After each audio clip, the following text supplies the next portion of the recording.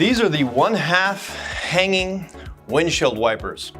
Now I only call them 1/2 because a full version would be to go all the way up, touch the bar with your toes, and come back down. So these are 1/2 because you're only going to hip height.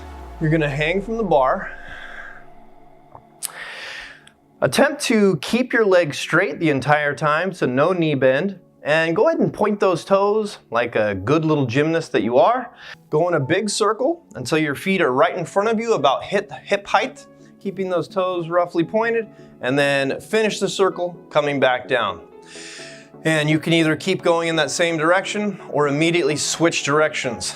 Now, whenever we go in any sort of twisting fashion and we're hanging, so disconnected from the ground, you have to make sure that you're not swinging unless the point is swinging or kipping. For the point of this exercise, it is not. We want to try to do strict reps.